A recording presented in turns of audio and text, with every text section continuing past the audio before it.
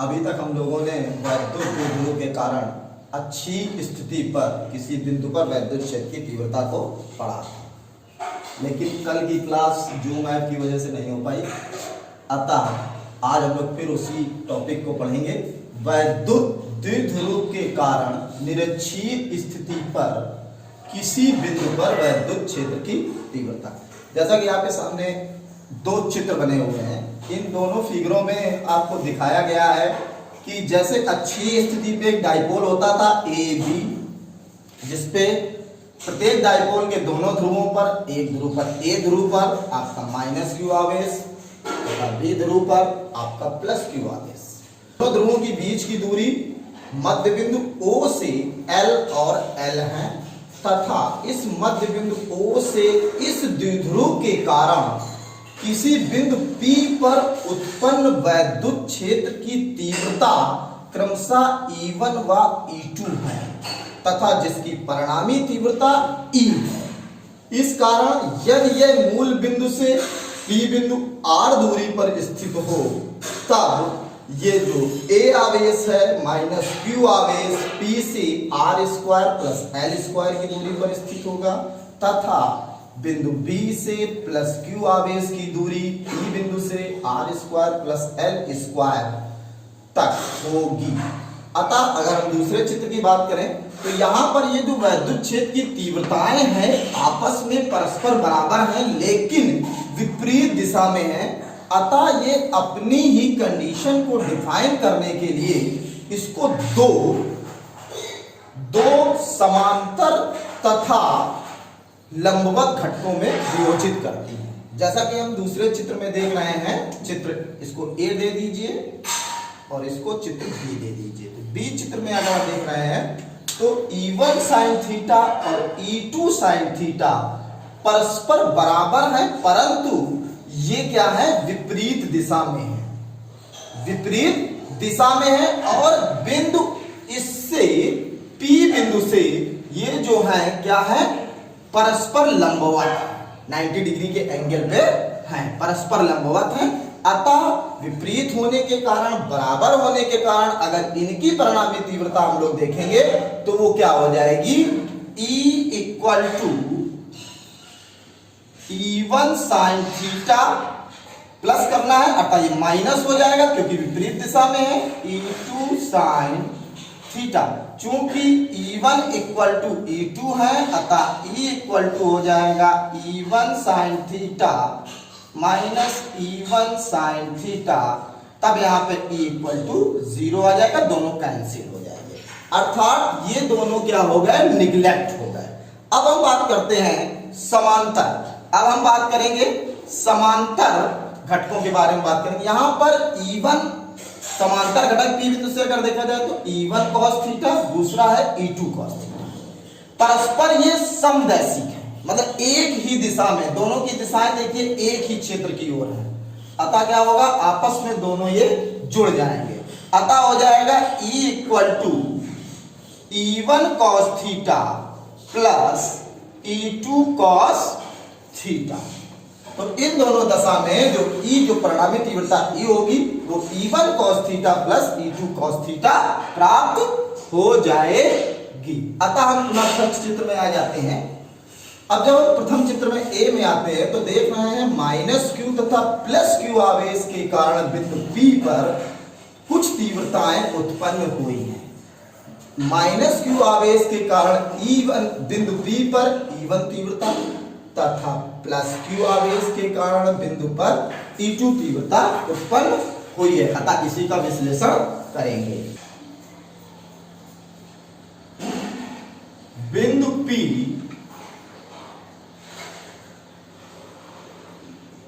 लंब अर्धक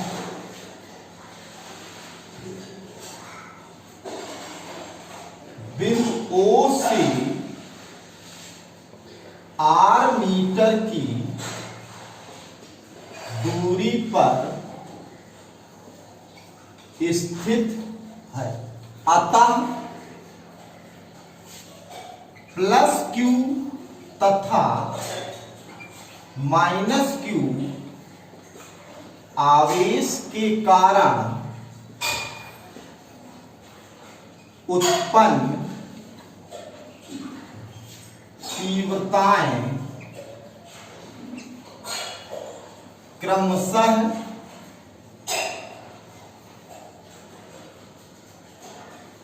E1 व E2 ही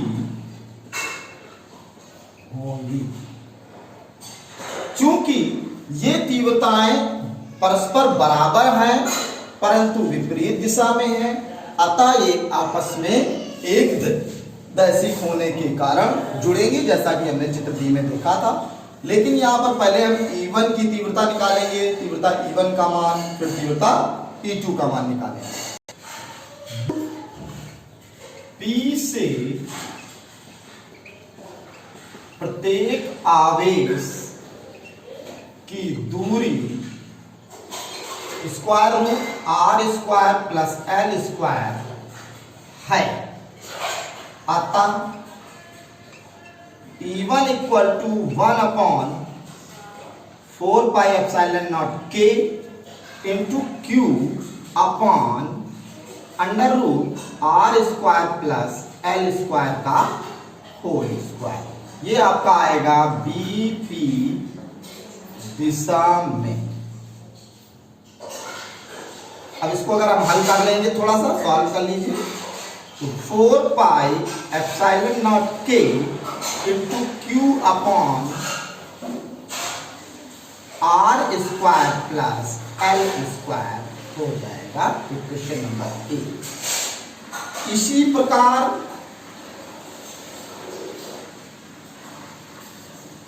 प्रकार E2 equal to 1 upon 4 pi epsilon not K Q upon are square plus L square ही होगा, लेकिन ये होगा PA दिशा।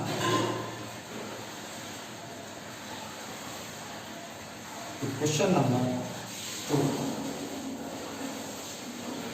अतः चूंकि हम लोग देख चुके हैं यहां पर दूसरे चित्र बी में कि हमने क्या दिया था, ये जो E1 sin theta E2 sin theta थी परस्पर कैंसिल हो जाएंगी क्योंकि विपरीत दिशा में है, परस्पर लंबवत है।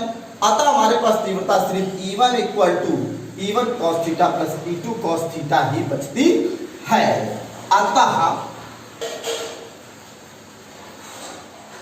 अतः दोनों समीकरणों से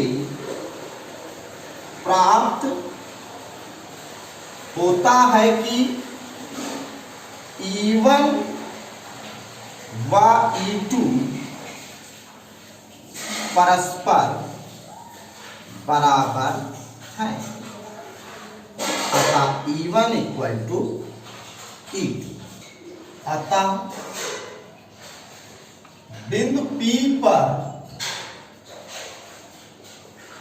परिणामी तीव्रता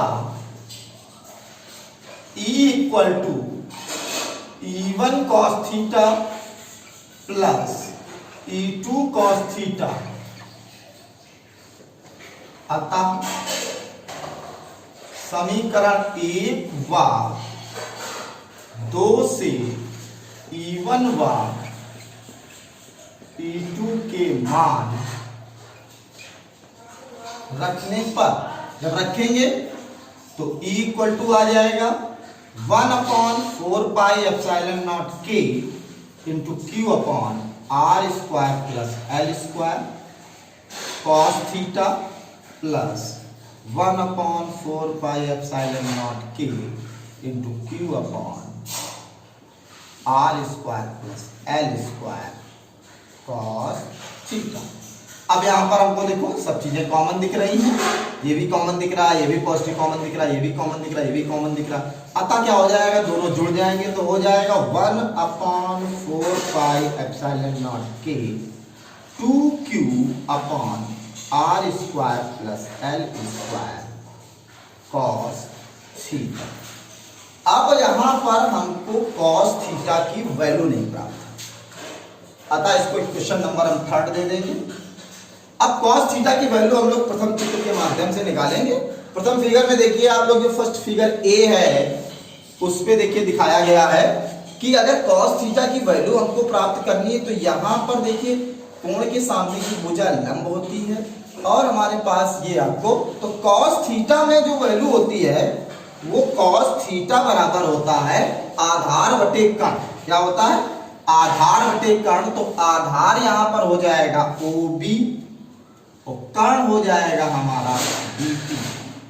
अतः हो जाएगा L upon under root R square plus L square, अर्थात और इसको अगर सॉल्व करेंगे तो R square plus L square की पावर हाफ हो जाएगा ये, अर्थात cos थीटा की वैल्यू लगा दे। अब थीटा का मान समीकरण 3 में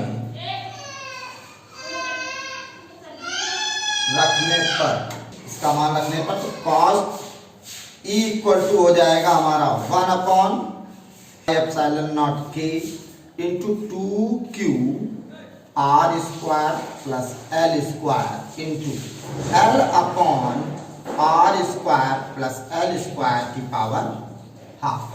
अगर हम इसी की बात करें तो E इक्वल टू आ जाएगा हमारा,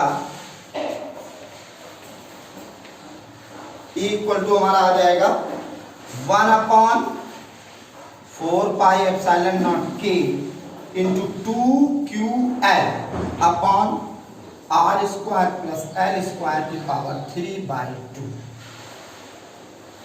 अतः हम लोग अगर देखें यहाँ पर तो वैद्युत द्विध्रुव आघूर्ण की परिभाषा से तो P इक्वल टू 2ql, तब E इक्वल टू आ जाएगा 1 upon 4 pi epsilon not k into P upon R square plus L square की पावर 3/2।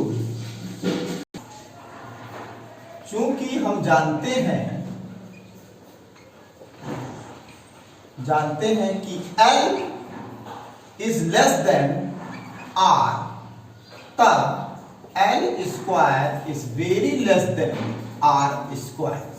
अतः L स्क्वायर को नगण्य मानने पर तब हो जाएगा E equal to 1 upon 4 pi epsilon not k into P upon R, L square नगण्य हो गया, R स्क्वायर की power 3/2। E equal to 1 upon 4 pi epsilon not k P upon R square into 3/2, 2 से 2 कैंसिल हो गया।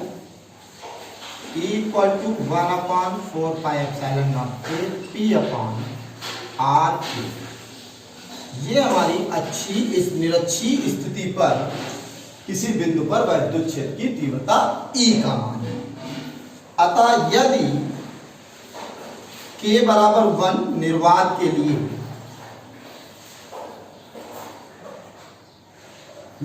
लिए, तो E बराबर हो जाएगा 1 upon 4 pi epsilon not k into P upon R Q। यहाँ पे k हट गया, k बराबर 1 हो गया। अतः ये हमारा, और इसका E का मात्रक करेंगे तो न्यूटन पर कूलम,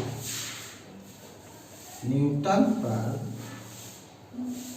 कूलम इसका मात्रक। ये हमारी जो है निरक्षी स्थिति पर किसी बिंदु P पर द्विध्रुव आघूर्ण के आवेशों -q तथा +q के कारण परिणामी तीव्रता E का मान प्राप्त होता है।